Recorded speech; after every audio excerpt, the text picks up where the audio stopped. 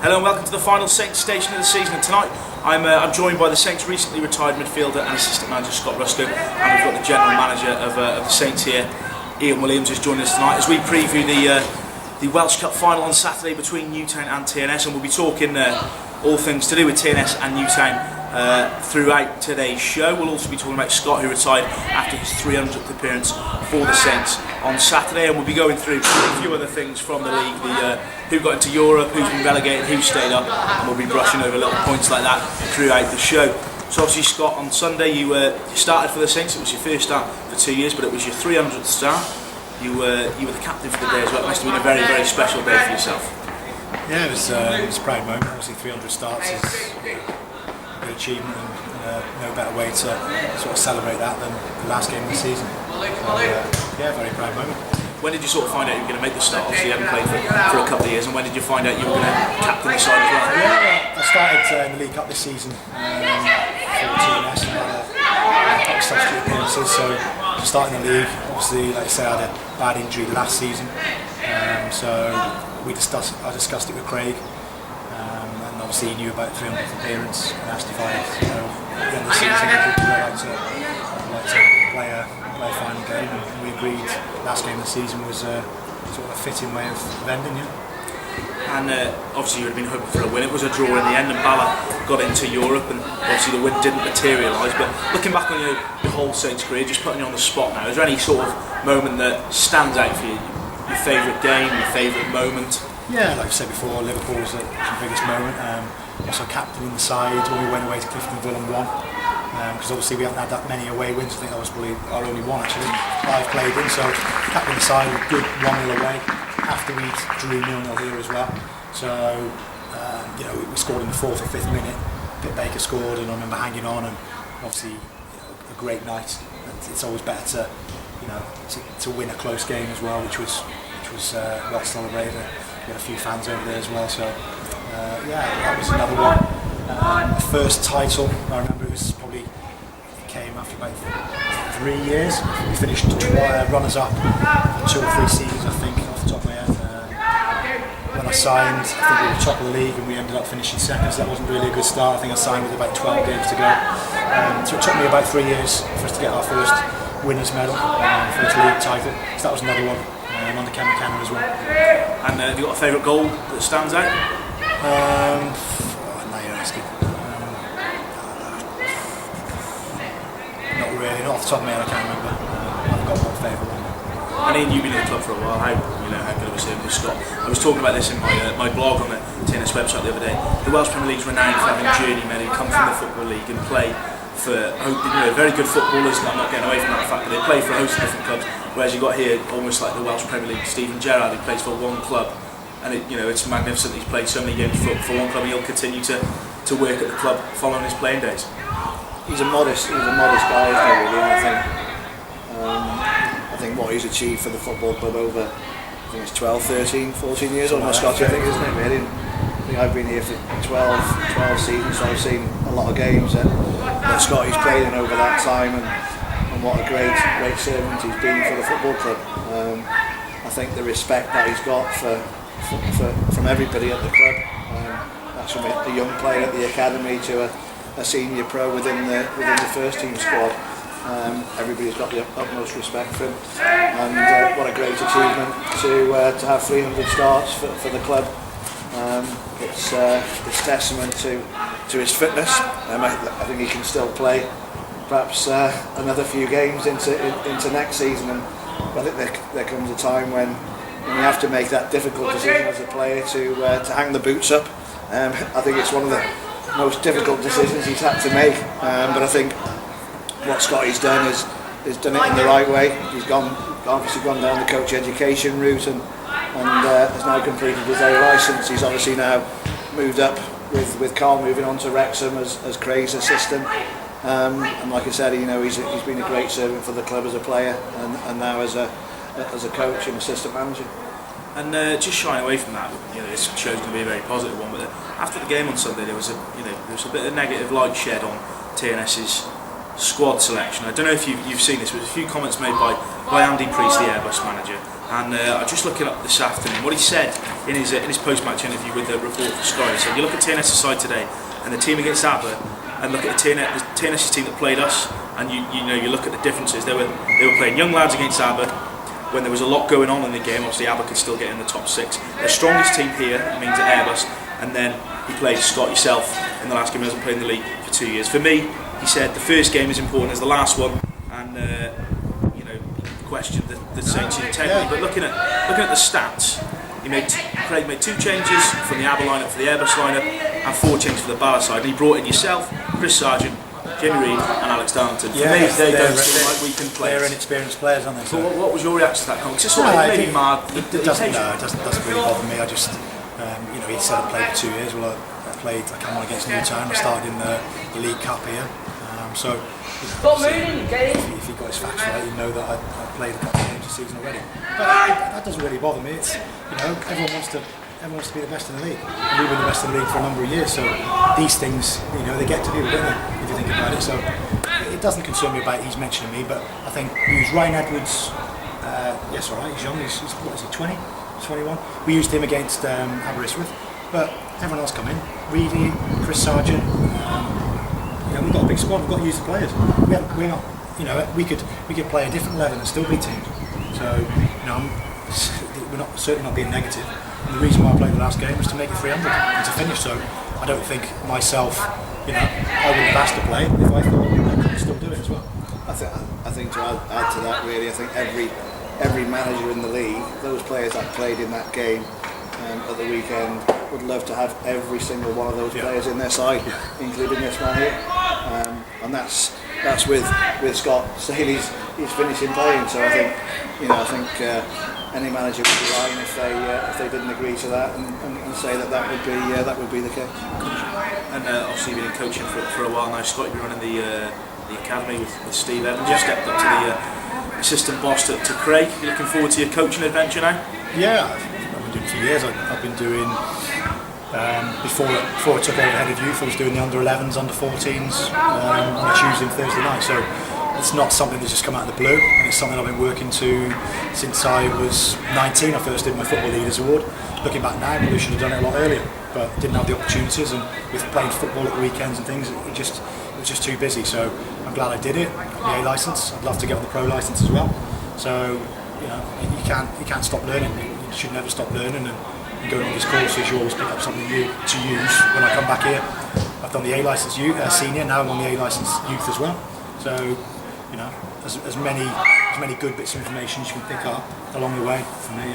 I think the important thing on that as well is that there's other players at the club have taken on board what Scott has done over the last couple of years, and we've got Michael Wilde, we've got Matthew Williams, we've got Chris Sargent, we've got Aaron Edwards, who've all started their coach education programme, and I think they've taken a leaf out of Scotty's book in terms of going down that route, because you can't be a player forever. And I think the philosophy of the club is, if we can have players coming through a system and then being able to coach, whether it's young players at the club or more senior players, that can only stand the club in good stead going forward. Definitely. Yeah, of course. And just back to the league, on another note, obviously Bala qualified for Europe automatically by that draw on Sunday. Some people could argue, they possibly deserve to win the game, but just looking after the game, Scott, do you feel Bala did deserve that second spot in the end?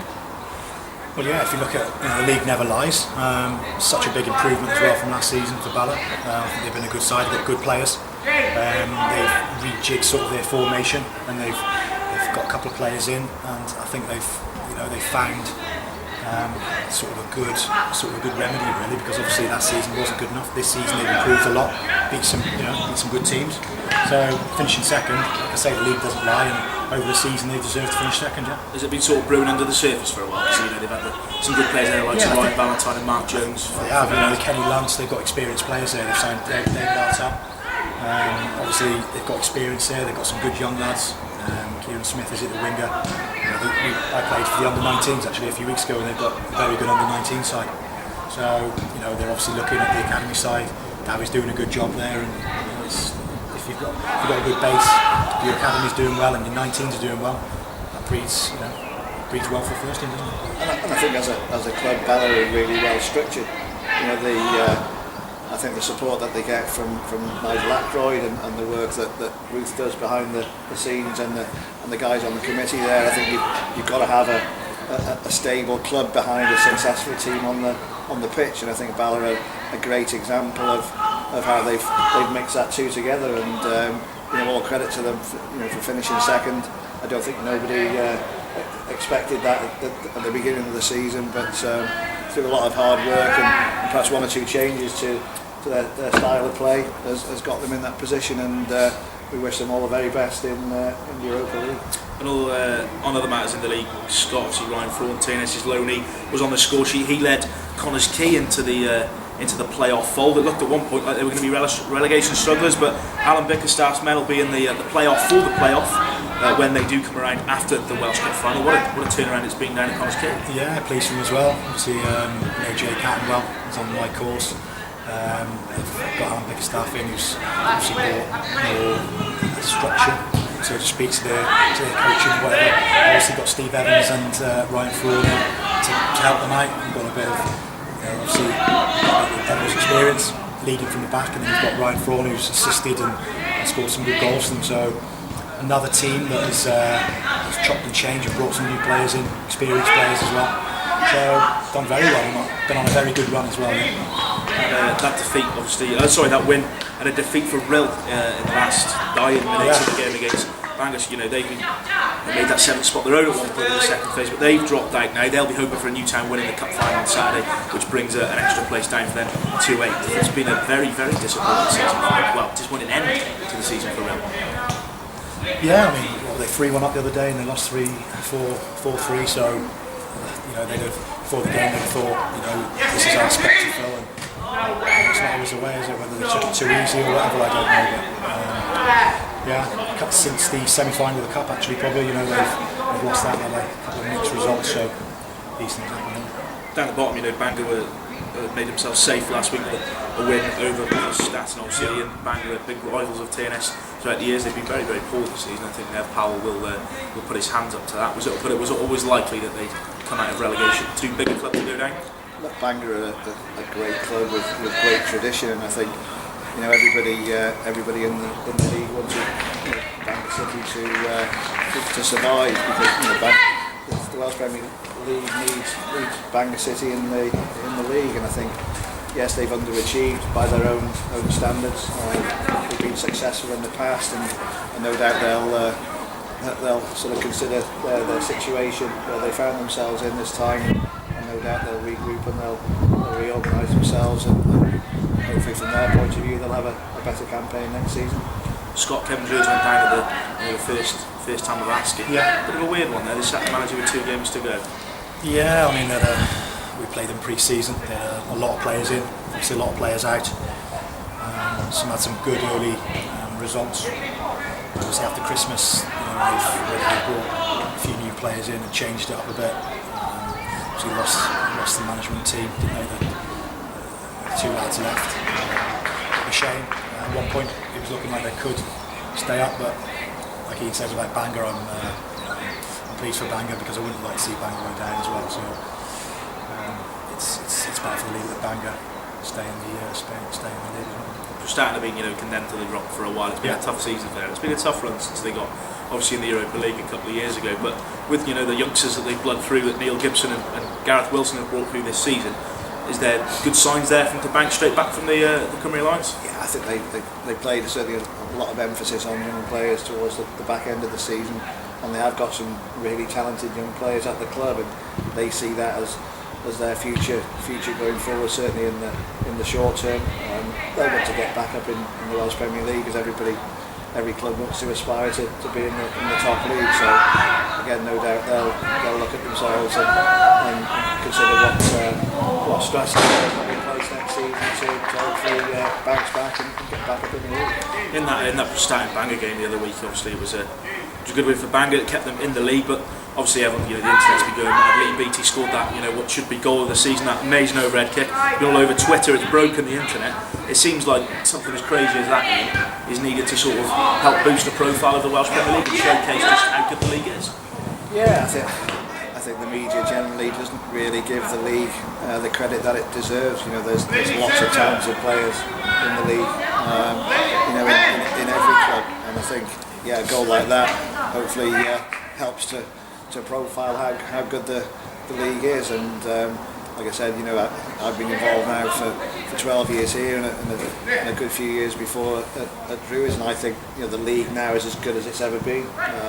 I think the standard of football, the quality of the coaching, standard of the facilities, and the good talented young players that are coming through. I think the academy programme that's been in place now for a good number of years is starting to bear fruit, and there are some talented players. And I think sometimes clubs, and we always look over the board, and we've had this conversation before, clubs, you know, tend not to give it the credit that it deserves, and that's a perception of those football people out there that perhaps it's not as good as the Conference or Conference North even. We can compare it to England. I don't really like to compare it with England. I'd rather compare it to Estonia or Iceland and places like that, because, you know, we are a small country. It's a relatively new league, but it doesn't get the credit it deserves. And I think hopefully Sunday's game, the Welsh Cup Final against Newtown, will showcase, you know, what the game's about domestically in Wales, and hopefully both sides will